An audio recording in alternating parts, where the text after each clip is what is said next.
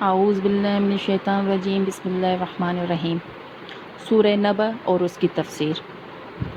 بچپن میں ویسے تو ہم تجوید پڑھتے آئے ہیں، قرآن پاک کی تجوید بھی اور قرآن پاک کو بغیر تجوید کے بھی، مگر جیسے جیسے عمر بڑھتی ہے تو تجوید تفسیر اس کی ضرورت محسوس ہوتی ہے۔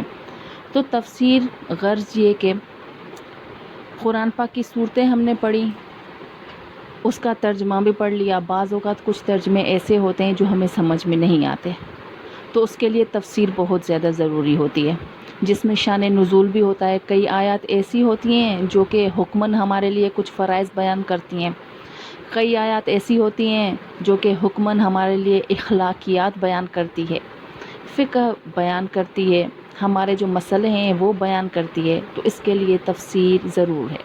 اور شان نزول اس کو کہا جاتا ہے جس میں یہ پتہ ہو کہ کون سی آیت یا کون سی صورت کس موقع پر نازل ہوئی۔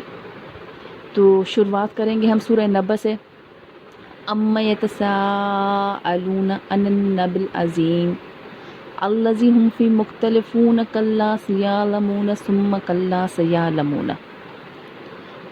اب جب آپ صلی اللہ علیہ وسلم نے قرآن پاک کے نزول کا اور اپنے آپ کو خاتم الانبیاء، اس کے علاوہ جو نبوت ان کو شرف ہوا،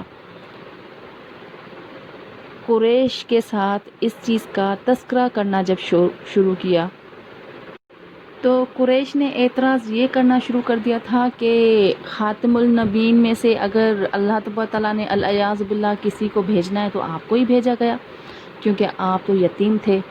دوسرا یہ کہ تعصبی طور پر بنو ہاشم کے خاندان سے ہی کوئی اٹھایا گیا۔ تو کئی اعتراضات ان کے ہوتے تھے۔ قیامت کا انکار تو وہ ویسے بھی کرتے تھے، اللہ تبارک تعالیٰ کا انکار بھی وہ کرتے تھے۔ لازماً جو قیامت کا انکار کرتا ہے وہ اللہ تبارک تعالیٰ کا انکار کرتا ہے۔ تو آپ صلی اللہ علیہ وسلم پر وہ چے مگویاں استہزاء کرتے تھے، مذاق اڑاتے تھے آپ صلی اللہ علیہ وسلم کا۔ تو اس سورہ نبأ میں اسی چیز کا ذکر کیا گیا ہے کہ اَمَّ يَتَسَاءَلُونَ، کس چیز کے بارے میں تم لوگ سوال کرتے ہو؟ عَنِ النَّبَإِ الْعَظِيمِ، ایک بڑی خبر کے بارے میں، یعنی قیامت کے بارے میں سوال کرتے ہو۔ الَّذِي هُمْ فِيهِ مُخْتَلِفُونَ، جس کے بارے میں بیٹھ کر تم اختلاف کرتے ہو۔ اختلاف سے مراد یہ کہ محفلیں جمع کر اور محفلوں میں بیٹھ کر، مجلسوں میں بیٹھ کر آپ سے پر استہزاء کرتے تھے، چے مگویاں کرتے تھے، ایک دوسرے سے مذاکرات کرتے تھے۔ اچھا یہ قیامت آئے گی، یہ قیامت کیا چیز ہے؟ یہ قیامت ہمیں لے کر اٹھے گی، ہم تو مرنے کے بعد پھر زندہ ہوں گے، ایسی ہوگی قیامت؟ یعنی یہ استہزاء کے طور پہ کرتے تھے۔ تو اللہ تبارک تعالیٰ جواباً انہیں کہہ رہے ہیں کَلَّا سَيَعْلَمُونَ ثُمَّ كَلَّا سَيَعْلَمُونَ۔ آیت یہ تکرار کے ساتھ ہے، یہ 2 بار آئی ہے۔ کَلَّا سَيَعْلَمُونَ ثُمَّ كَلَّا سَيَعْلَمُونَ سے مراد کَلَّا ہرگز نہیں، سَيَعْلَمُونَ ان قریب تم جان لو گے۔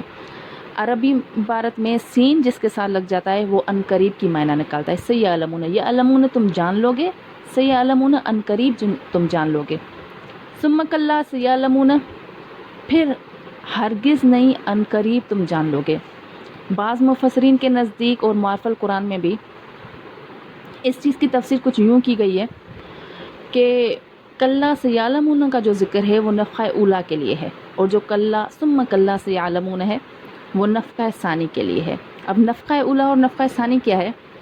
حضرت اسرافیل علیہ السلام جب پہلی بار سور پھونکیں گے تو پوری کی پوری دنیا برپا ہو جائے گی، ہر کوئی اپنی قبروں میں چلا جائے گا، تو اسے کہیں گے نفخہ اولیٰ۔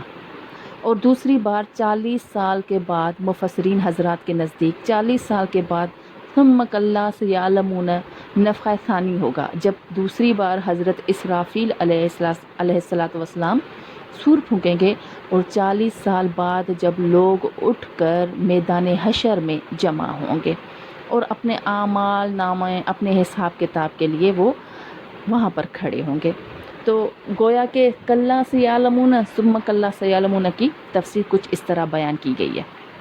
پھر اللہ تبارک تعالیٰ ان احمقوں کو جواب دے رہے ہیں، حالانکہ ایسے جواب ہیں واقعی میں اگر ہم عقل رکھیں تو وہ جوابات ہمیں مل جائیں گے، اور ان کے ساتھ ہی ہمارے منہ پر ایک یوں سمجھے تالا لگ جائے گا کہ پہلی بات اس میں دی گئی ہے أَلَمْ نَجْعَلِ الْأَرْضَ مِهَادًا، کیا میں نے تمہارے لیے زمین کو نہیں بنایا بچھونا؟